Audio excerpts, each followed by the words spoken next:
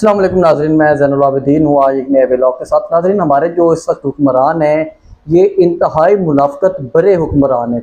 ये पूरी दुनिया में भागे भागे तो फिर रहे हैं, लेकिन बहुत बड़े बड़े मुआहदे भी कर रहे हैं। और मुआहदे किस किस्म के कर रहे हैं कि MOU साइन हो रहे हैं या दिफाई मुआहदे कर रहे हैं, लेकिन इन्वेस्टमेंट पाकिस्तान में नहीं आ रही। वही ममालिक जिनके साथ मुआहदों के लिए भागे भागे फिर रहे हैं, वो ममालिक पाकिस्तान में इन्वेस्टमेंट नहीं कर रहे।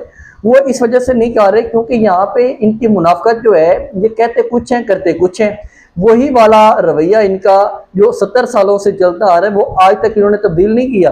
और जब वो वाला रवैया तब्दील नहीं करेंगे तो कौन पागल है कि इस मुल्क में आके इन्वेस्टमेंट कर दे, जिसमें प्रॉक्सीज अलग चल रही हैं, बलूचिस्तान में अलग लड़ाइयाँ चल रही हैं, कश्मीर में अलग चल रही हैं, KPK में अलग लड़ाइयाँ चल रही हैं, और ये चाहते हैं कि हम यहाँ पे इन्वेस्टमेंट लेके आ जाएं। इस तरह इन्वेस्टमेंट इनकी ख्वाब ही रह जाएगा कि अब इन्वेस्टमेंट आने लगी है। अब जो हुक्मरान तबका है वो पहुंचा है सऊदी अरब में। जाके सऊदी अरब में वहां पे पहले तो उमरा किया आसिम मुनीर साहब ने भी और शहबाज शरीफ साहब ने।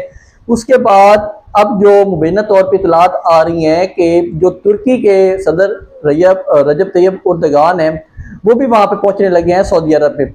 अब ये तीनों ममालिक मिलके एक दिफाई मुआहदा करने लगे हैं। पाकिस्तान पिछले जब से ये रजीम आई है, ये सिर्फ एक ही काम करती जा रही है कि हम दिफाई मुआहदे कर रहे हैं, दिफाई मुआहदों के अलावा ये लोग कुछ भी नहीं कर रहे। और ये चाहते हैं कि वही दिफाई मुआहदों की बुनियाद पे हमारे मुल्क में इन्वेस्टमेंट आएगी और हमारा मुल्क तरक्की कर जाएगा। लेकिन यहाँ पे ना इंडस्ट्री लगेगी ना कुछ और लगेगा। सिर्फ यहाँ पे क्या बनेगा, गोलियां बारूद बनेंगे और उनके जरिए ये लोग पैसा कमाना चाहते हैं। जो पैटर्न हमेशा से अमेरिका का रहा है कि वो जंगें करवाता है, फिर अपना असला बेचता है और असला बेच के वो अपना पैसा कमाता है। लेकिन जो अमेरिका है वो सिर्फ इस वजह से नहीं है आगे कि वो अपना असला बेच के पैसा कमाता है, उसके पास और भी काफी कुछ बेचने को है। पाकिस्तान में क्या है बेचने को? सिर्फ यहाँ पे दिफाई जो हमारा इदारा है, एस्टेब्लिशमेंट है, उन्होंने अपने आप को आगे रख के कहना होता है कि हम जो पॉलिसियां बनाते हैं यही वाली पॉलिसियां। देखिए, जो सियासतदान होता है वो एक लंबे अरसे की प्लानिंग के लिए बैठा होता है, क्योंकि उसने अवाम के अंदर जाना होता है। हर 5 साल के बाद उसने जाके वहां से वोट लेना होता है। यहाँ पे जो एक फर्द वाहिद आता है, वो ना कोई उसे वोट से गर्ज होती है, ना उसे अवाम से गर्ज होती है। उसे सिर्फ ये गर्ज होती है कि हमने अपने आप को कैसे यहाँ पे सिक्योर करना है, अपना इक़्तिदार कैसे आगे लेके चलना है। अब यहाँ पे जो मुआहदा होने जा रहा है इसका सऊदी अरब, पाकिस्तान और तुर्की का, ये जो मुआहदा है इसकी ये वाली बात सामने आ रही है कि इस मुआहदे को लेके जो एक अलग बुलाक बनने जा रहा है। देखें, अलग बुलाक की कोशिश इमरान खान ने भी की थी। इमरान खान एक बिल्कुल ओपनली बात करता था। वो कहता था कि या हमें अमेरिका के साथ रहना चाहिए या हमें पूरी दुनिया के साथ अपने मामलात बेहतर करने चाहिए। अमेरिका क्या काम करता है, वो जैसे ही उनका काम निकलता है वो फौरन से कहता है भाई निकलो यहाँ से, आप लोग हैं कौन, ठीक है। अब यहाँ पे इमरान खान रशिया भी गया, वो अपने फायदे के लिए गया। जो ये जंग शुरू हुई थी ना ईरान की और अमेरिका की, इससे पहले एक बात आ रही थी कि जो शहबाज शरीफ साहब है, इन्होंने दौरा करना था रशिया का। अब रशिया का दौरा वो किधर गया, कैसा रहा, उसकी कोई अब तक बात सामने नहीं आई कि वहां पे क्या प्रोग्रेस हुई। लेकिन यहाँ पे जो ये दिफाई मुआहदा करने जा रहे हैं, इसमें जो चीजें देखी जा रही हैं कि पाकिस्तान इसमें क्या अपना फायदा देखने जा रहा है। पाकिस्तान यहाँ पे ये देखेगा कि हमें कैसे पैसा आए यहाँ पे। अब पैसे के लिए जो कोशिश की जा रही है वो ये है कि सऊदी अरब देगा पैसा, तुर्की के पास ड्रोन है, तुर्की ड्रोन देगा, या अपना उनका एक सिस्टम है जो मतलब कि मिसाइल वगैरह को रोकने का सिस्टम है, वो देगा। और जो ये है पाकिस्तान, इसके पास सिर्फ और सिर्फ जोहरी हथियार हैं और ये जोहरी हथियार की बुनियाद पे दूसरे मुल्कों के साथ बैठ के मामलात हल किया करेगा। इसी वजह से जो यहाँ पे पिछले दिनों एक जो जोहरी एसेट्स का इन्होंने लगाया, आर्मी चीफ साहब ने वहाँ पे लेफ्टिनेंट जनरल को अपॉइंट किया, जनरल आमिर थे, उनको अपॉइंट करने का मकसद ही यही था कि आगे इन्होंने जोहरी मुआहदों को लेके आगे इनका एक प्लानिंग है कि हमने बड़े बड़े मुआहदे करने हैं। तो क्या ये जो जोहरी मुआहदे हैं या इस किस्म के दिफाई मुआहदे हैं, ये पाकिस्तान में इन्वेस्टमेंट की बुनियाद रखेंगे? अब यहाँ पे करने ये जा रहे हैं कि इस मुआहदे के साथ हम चाइना के साथ भी उस तरह मतलब कि उसके ऊपर डिपेंडेंट नहीं हो गए, क्योंकि पाकिस्तान तो बहुत ज़्यादा डिपेंडेंट है ना चाइना के ऊपर। अमेरिका जो बार बार अपना मफाद देखते हुए पाकिस्तान को कहते हैं कि आप हमारे सामने आए और आप हमारी तरफ होके चलें। अब पाकिस्तान चाह रहे कि हम वहां से भी निकलें, लेकिन IMF किधर है? फिर पाकिस्तान IMF की तरफ फिर भागता है भीख लेने के लिए। और दूसरी साइड पर पाकिस्तान चाह रहा है कि हम जो रशिया वाला एक फैक्टर है उससे भी बच के अपने आप को ये ब्लॉक बना के आगे चलें। लेकिन ये वाला ब्लॉक क्या कामयाब हो सकेगा? क्योंकि इससे पहले भी बड़े किस्म के ब्लॉक बनाए पाकिस्तान, कभी अमेरिका ब्लॉक में चला गया, कभी चाइना ब्लॉक में चला गया, लेकिन क्या हुआ? पाकिस्तान को हमेशा नुकसान हुआ। पाकिस्तान की जो मईशत है वो इस वक्त बिल्कुल तबाह हालत में है। जो यहाँ पे इनके हैंडलर हैं, ये हुक्मरान जो बैठे हुए हैं, इनका जो एक पिट्ठू है मोहसिन नकवी साहब, वो बार बार ये चीज़ कह रहे हैं कि ये निज़ाम तबाह हो चुका है। वो अपनी बात पे अभी तक स्टैंड कर रहे हैं, लेकिन ये किसी की मानने को राजी नहीं है, अवाम की बात सुनने को राजी नहीं है। अब यहाँ पे इनका ये वायदा जब होगा उसकी क्या शराइत होंगी वो भी हम आपके सामने बाद में रखेंगे। अब मैं थोड़ा आता हूँ कि जो पाकिस्तान की अदलिया की तारीख में एक बहुत ही तरीक बाब था वो आज कुछ और बंद हुआ।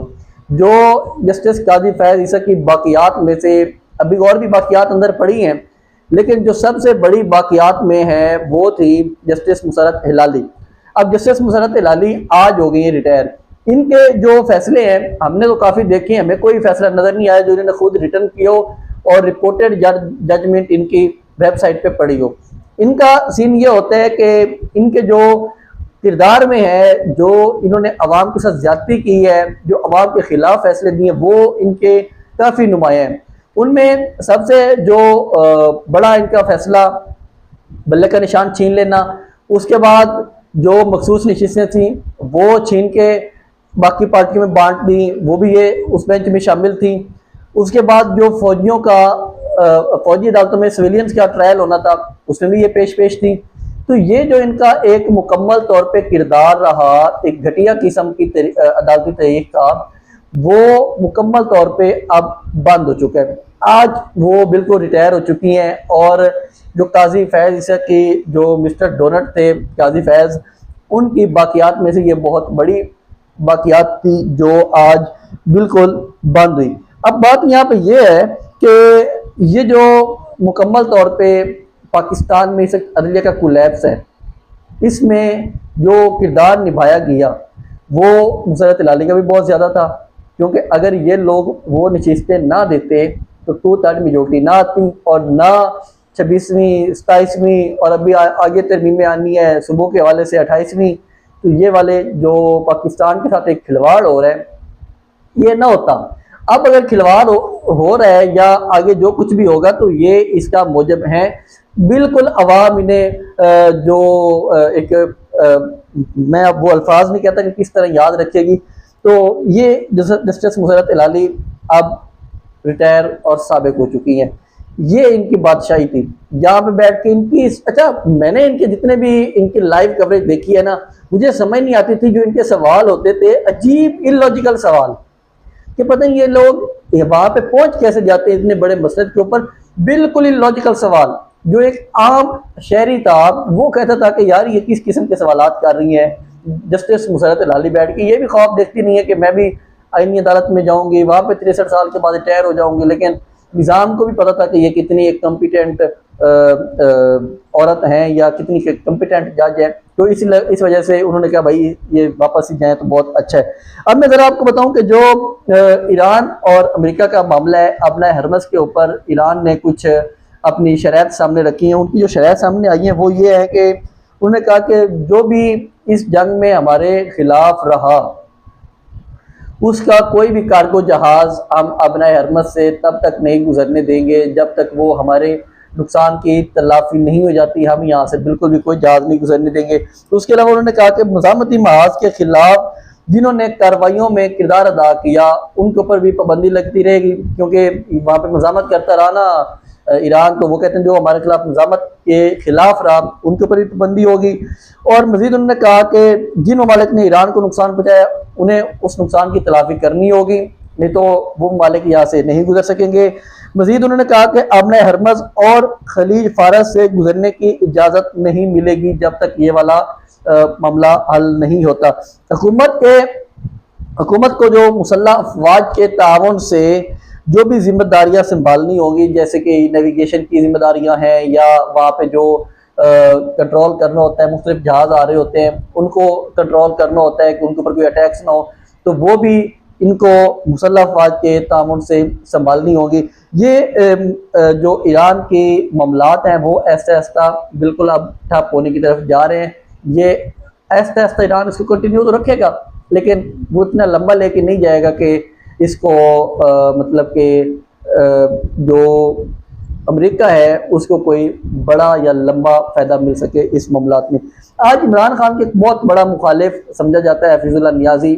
आज उनका एक कालम था, मैं उसका थोड़ा सा जो इक़्तिबास है वो आपके सामने रखता हूँ। वो ये फरमा रहे हैं हफीजुल्लाह नियाज़ी कि मैं मुल्क की खातिर इमरान खान से अपनी रंजिशें ख़त्म करने को तैयार हूँ, और मैं ऐलान करता हूँ कि मैं अपनी रंजिशें इमरान खान से ख़त्म करता हूँ, और बाकी लोग भी जो इमरान खान के मुखालिफ हैं उन्हें भी मुल्क के लिए आगे आना चाहिए और इस किस्म का कदम उठाना चाहिए कि वो भी अपनी रंजिशें इमरान खान से ख़त्म करें और इस मुल्क का सोचें और आगे चलें, इस मुल्क को आगे बढ़ाएं।